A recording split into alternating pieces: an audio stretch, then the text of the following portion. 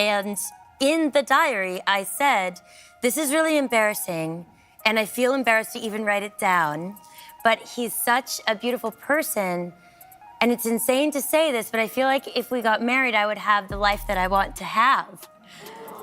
Totally, I know. Wait, how many dates? No dates. What? I know, like all of you. And, I mean, we hadn't even held hands, but he held my hand while helping me out of a rowboat. And I was like, yo, yo, yo, yo. Like, I really was like, this is it. I don't know. Like, and Jenny Slate just blew Colbert's mind with a love story so intense, it sounds ripped from a Jane Austen novel. No dates, no kisses, just a boat ride, a journal, and a prophetic feeling. And somehow, it all came true. If you're into raw, real, and ridiculously romantic moments that catch even seasoned hosts off guard, hit that subscribe button. This is where we break it all down. No fluff. It all started with an innocent journal entry. Jenny Slate, actress, comedian, and voice of Marcel the Shell, didn't just meet a guy. She felt a seismic shift in her life. They weren't dating. They hadn't even held hands. But somewhere in the icy expanse of Arctic Norway, something extraordinary happened. A single touch, helping her out of a rowboat, lit up a certainty inside her. No awkward first dates, no endless texting. Jenny knew. And the kicker? She wrote it all down. Before anything even happened, her words in that diary weren't cautious. They were bold.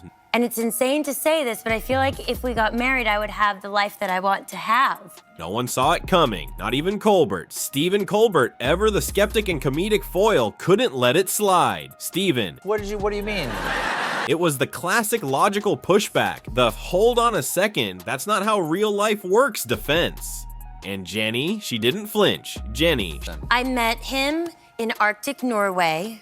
She met the moment with her signature awkward charm, but behind the dorky humor, Colbert tried to apply reason to what was clearly irrational and utterly human. Stephen. You know, and This nothing is a even Jane happened. Austen novel. Exactly. And that's why his argument fell flat, because when Jenny told her story, the crowd didn't laugh at the ridiculousness. They leaned in. Let's be real. How many of us have ever had a gut feeling that strong? Jenny Slate did what most people would call crazy. She felt one thing and believed it completely. But what makes her story hit so hard is this. She was right, Jenny. Yeah, it's I'm lucky. And then I read that to him when we got married, and I was like, her journal entry wasn't just emotional rambling, it was a prediction, and every word she wrote down in that dorky moment came true. She married him, had a baby, and yes, she reread that very journal entry on their wedding day, just before he signed the marriage contract. Jenny.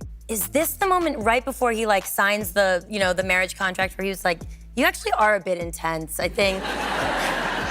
Even her husband had to admit, she goes hard, but that intensity, it's the heart of this story. This wasn't fate handed to her, it was belief, gut instinct, and the courage to own her dorky romantic truth. And how did she win him over? Jenny.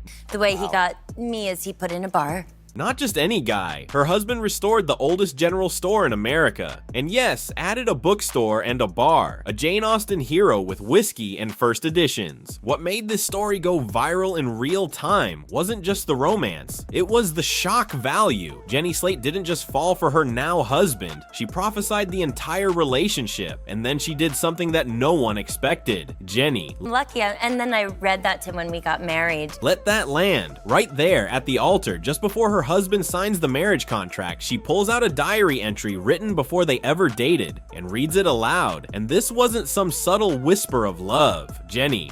You actually are a bit intense, I think.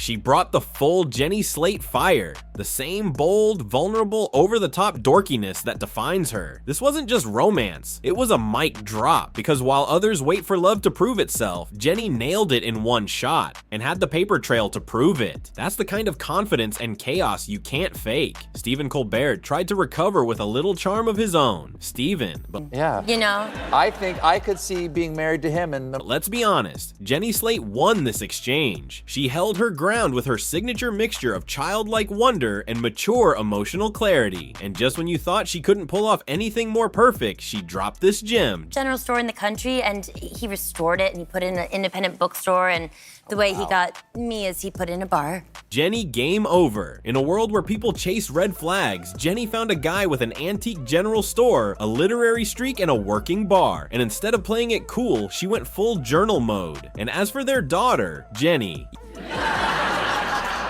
Like, she knows that she can ask to speak to Marcel. even parenting in the Slate household feels like a magical fever dream. Her daughter refuses sunblock, but Marcel the Shell can talk her into it. Jenny as Marcel. Like, okay, let's get your sunblock on, because we're going to the, I mean, maybe I could say it in a cooler way. Yeah. Let's get your... So if you're tired of fake fairy tales and overproduced interviews, this is the kind of magic that deserves to go viral. Subscribe now, because every week we dig up the moments that really matter. The unscripted, raw, too weird to be fake ones. This wasn't just a dorky diary story. It was a masterclass in trusting your gut and owning your weird.